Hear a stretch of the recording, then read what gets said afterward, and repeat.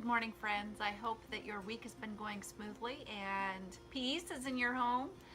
Mine's been running pretty even keel, so I have nothing to complain about. So I was reading in Proverbs this morning, and honestly, I really didn't know exactly what I was going to be talking to you guys about. Different things come up. I know you guys have different questions and different things. One of the questions that I have had for many years is, do they know what they're doing? Do they know? Like, do they care? Are they capable?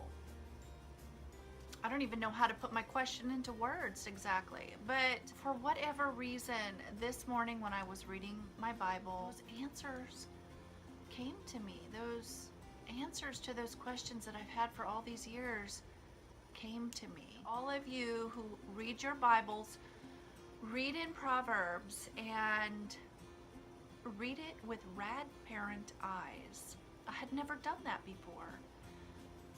And reading in Proverbs this morning was like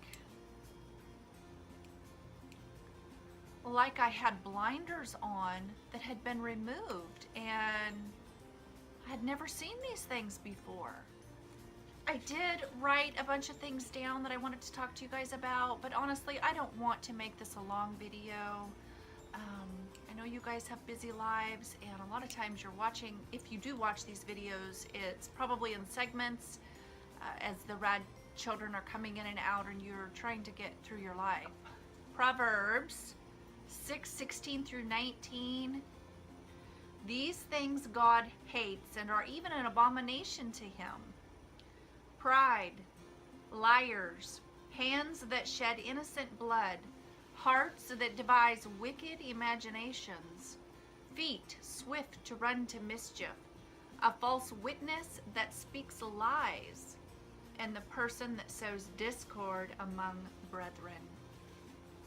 What's that sound like? Sounds like RAD, doesn't it? All the verses that talks about what a fool is. Let me just read a couple here. Proverbs 4:16. For they sleep not, except they have done mischief, and their sleep is taken away unless they cause someone to fall. Proverbs 10:8. He that hides hatred with lying lips, and he that utters slander is a fool. Hides hatred with lying lips? That's screaming RAD. At least a covert narcissist tell you one thing, but they mean another. Proverbs 10:23 says, it is a sport to a fool to do mischief.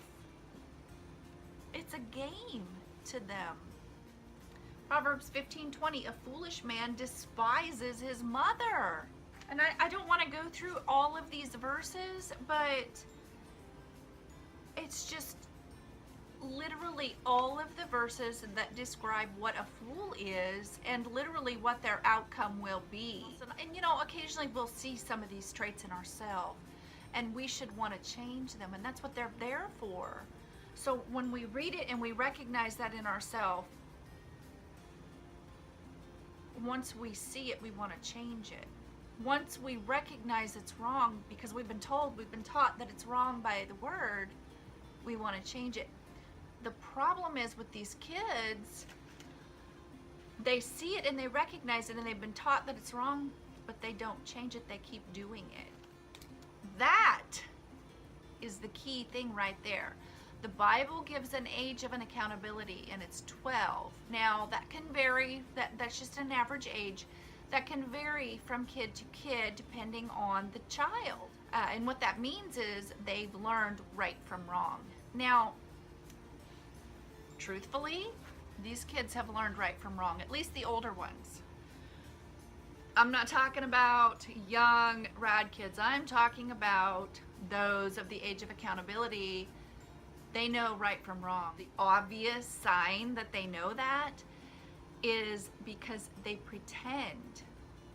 They say the right thing, but they don't do it. They pretend to be good, and when someone else is around, they'll do it. They'll say the right thing, they'll do the right thing, they're polite, they're, they know. what's right. They have learned right from wrong. They're choosing it at that point. That is what the Bible is calling a fool. It also talked about those people who condone it. That's where it kind of surprised me. And I'm looking at the church. We've left 3 churches because of RAD drama. These people have believed my daughter. She was younger at that time, but they had believed that I was just being an evil stepmom. So, the Bible tells us you will know God's people by their fruit. And it even says, I think I wrote it down here, Proverbs 20:11 says, even a child is known by his doings, whether his work be pure or right. Even a child, it says. And there are other verses as you read Proverbs. I didn't go through every verse here with you, but I encourage you to read Proverbs because there's so many that just jumped out at me for my life. And if you read it, different ones would jump out at you pertaining to your life. The Bible talked about why those people believe that child and not you. Proverbs 17:4. A wicked doer gives heed to false lips, and a liar gives ear to a naughty tongue. Proverbs 13 and 15 says, whoso rewardeth evil for good, evil shall not depart from his house. And he that justifies the wicked, and he that condemns the just, even are they both an abomination to God. I kept questioning God. Why aren't these people believing me? I'm not lying. Why are they, do they not have any discernment? I kept asking the Lord that. Why can't they see? How is it that they don't know? Not only for the fact that I had already mentioned, when you are in the company of other people, they know how to act. They know what to say. They know right from wrong. But they don't do it at home with you. They're choosing that. It's a choice. It's not like they're not capable. These kids know fully well what they're doing, and they are fully capable of controlling it because they've proven that to us at times. They've proven it in front of other people, and my daughter's proven it to me here at home with just us when she's trying to earn my trust back, because it's a push-pull game. They win you back and then they push you away.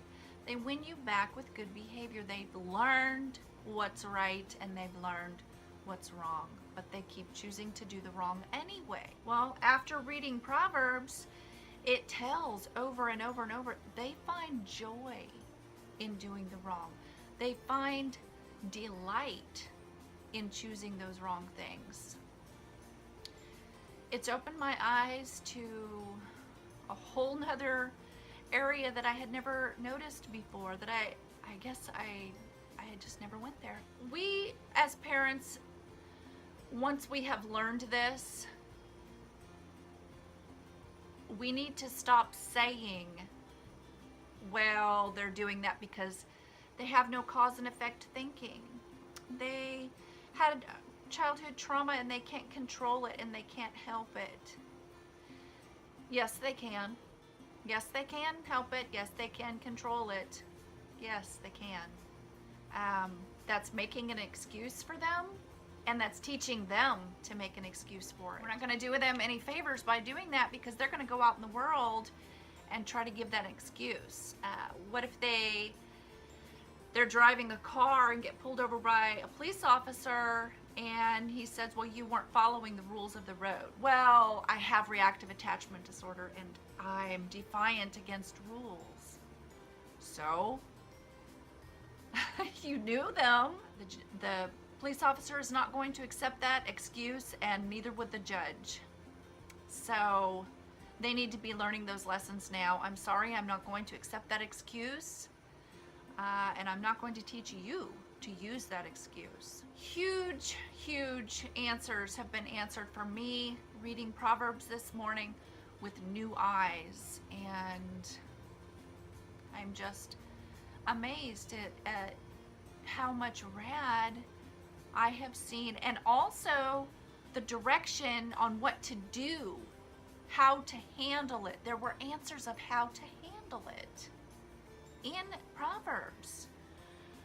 So if you don't find those directions, ask me and I will show you which ones jumped out at me. Anyway, for now, I hope you guys have a great coming week. I hope you have a wonderful and peaceful Easter. I know holidays are hard for these kids. Drama just really stirs up. Anyway, you guys have a wonderful Easter holiday and a wonderful coming week, and I will see you next week in the next video. So until then, bye-bye for now.